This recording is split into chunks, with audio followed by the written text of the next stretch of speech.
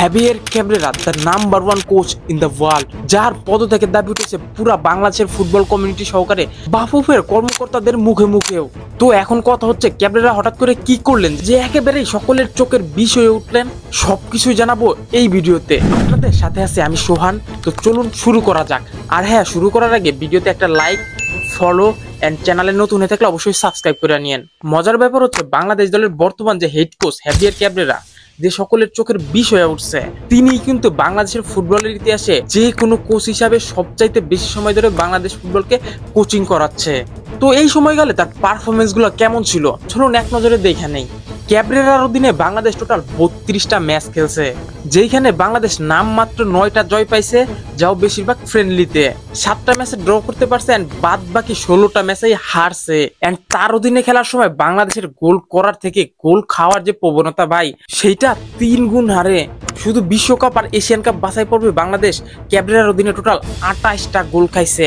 Even last ম্যাচে 2টা যোগ করে 30টা গোল খাইছে, যেখানে বাংলাদেশ টোটাল গোল করতে পারছে মাত্র 7টা। সো এই দিক দিয়ে বাংলাদেশের একেবারে নাজেহাল অবস্থা ক্যাব্রেরার অধীনে। আর ক্যাব্রেরার সাথে এখন পর্যন্ত বাফুফের 2026 সালের এপ্রিল মাস পর্যন্ত চুক্তি আছে। সো এখন যদি আমরা ক্যাব্রেরার সকল স্ট্যাট বাদ দিই, অর্থাৎ কয়টা ম্যাচে হারছে, কয়টা ম্যাচে জিতছে, কয়টা গোল খাইছে বা কয়টা গোল করতে পারছে, এই সবকিছুই বাদ দেই, জাস্ট গত ম্যাচের কথা বলি। গত ম্যাচটা ছিল সিঙ্গাপুরের সাথে, যেটা আমরা 2-1 হারছি। যেই ম্যাচটা শুরুর একাদশ এবং খেলার কৌশল নিয়ে সাবেক ফুটবলার থেকে শুরু করে বাফুফের কর্মকর্তারা, এমনকি বাংলাদেশের সাধারণ ফুটবল প্রেমী জনগণ যারা জাস্ট ফুটবলটাকে দেখে, সকলেই একযোগে সমালোচনা করছে।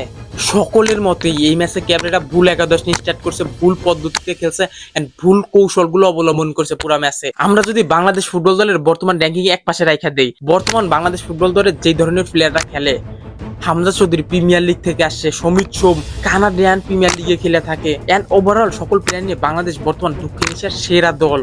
এইটা সকলকে মাইনা নিতেই হবে। এই দল নিয়েও ক্যাব্রেরা যে এইভাবে মুখ থুবড়ে পড়বে, যেটা ছিল অকল্পনীয় বা বিশ্বাস করার যোগ্যই নয়। যে আমরা সিঙ্গাপুরের সাথে হারবো, এই টিম নিয়েও সাধারণ মানুষের ক্যাব্রেরার কাছে যে প্রশ্নগুলো কমন থাকে, ভাই সিন্ডিকেট বাদ দিবেন কবে? জিকো কি দোষ করছে? জিকো কি টপ 3টা গোলকিপারের মধ্যে একজন হইতে পারে না? তার পারফরমেন্স কি এতই খারাপ ছিল? সে গত সাফ চ্যাম্পিয়নশিপেও সেরা গোলকিপার ছিল, অর্থাৎ দক্ষিণ এশিয়ার সেরা গোলকিপার।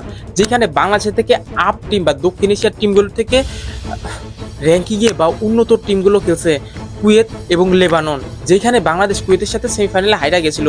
যদিও এক্সট্রা টাইমে যে হারছে বাংলাদেশ, সেইখানেও জিকোর পারফরমেন্স ছিল অতি প্রশংসনীয়। 2 নাম্বার কোশ্চেন হচ্ছে জামাল ভুঁইয়া ভুটান ম্যাচে ভালো করছে, তবুও সে পুরো ম্যাচে 15টা মিনিটও সময় পায় নাই, অর্থাৎ তাকে নামাই নাই বা কোনো গেম টাইমই দেয় নাই এই ম্যাচে। ইভেন বাংলাদেশের সাবেক ফুটবলার জাহিদ হাসান এমিলি এই নিয়ে কোশ্চেন করছে যে জামাল ভুঁইয়াকে কেন ম্যাচ টাইম দেয়া হইলো না এই ম্যাচে।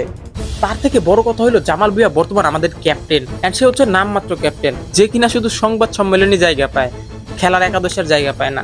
3 নাম্বার যেটা সব থেকে বড় ভুল করছে ক্যাব্রেরা গত ম্যাচে, রাকিব হোসেন যে কিনা ফরওয়ার্ড লাইনে খেলে থাকে, তাকে এবং সে যখন গোল করছে তখন তাকে ফরওয়ার্ড লাইন থেকে ডিফেন্স লাইনে নিয়ে আসছে এন্ড রাইট ব্যাক হিসেবে খেলাইছে খেলার শেষ কয়েকটা মিনিট।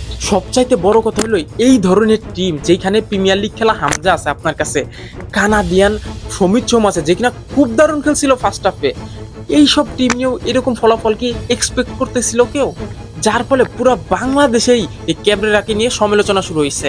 গেট আউট, এইটা সেটা সবকিছুই লাগাইছে। বিশেষ করে ফুটবল আলটাসের যে পেজগুলো আছে, সেভ বাংলাদেশ ফুটবলের যে পেজগুলো আছে, সেইখানে যদি আপনারা ফলো করেন তাহলে তো অবশ্যই জানবেন এই বিষয় নিয়ে বা ক্যাব্রেরাকে নিয়ে। ইভেন আজকে যে বাফুফের অফিসিয়াল সংবাদ সম্মেলন ছিল, সেইখানে বাফুফের নির্বাহী কমিটির সদস্য সাখাওয়াত হোসেন শাহিন ডাইরেক্ট সংবাদ সম্মেলনে বইলা দিছে যে সে কোচের পদত্যাগ চায়, এই হ্যাভিয়ার ক্যাব্রেরার পদত্যাগ চায় সে। তাছাড়া মেইন থিং হচ্ছে হামজা, সমিত, ফাহমিদুলদের যে লেভেল, এই কোচ সেই লেভেলকে ম্যাচ করতে পারতেছে না, বা কোচের লেভেল থেকে প্লেয়ারদের লেভেল আপ হয়ে গেছে। আর এই কোচকে নিয়ে আর বেশি কিছু একটা ডিটেলস বললাম না। আপনারা কি চান কোচ হিসাবে কি ক্যাব্রেরাই থাকবে, নাকি আমার মতো আপনারাও ক্যাব্রেরার পদত্যাগ চান? কমেন্ট বক্স খোলা আছে, আপনার মতামত জানাই দিতে পারেন। আর হ্যাঁ, এতদূর পর্যন্ত যদি ভিডিও দেখে থাকেন তাহলে অবশ্যই একটা লাইক, চ্যানেলে নতুন হয়ে থাকলে সাবস্ক্রাইব, এন্ড ফেসবুক পেজে দেখে থাকলে অবশ্যই ফলো করে ফেলবেন। এন্ড আপনাদের মতামতগুলোর জন্য কমেন্ট বক্স তো ওপেন আছেই। So that's it for today. Thank you for watching.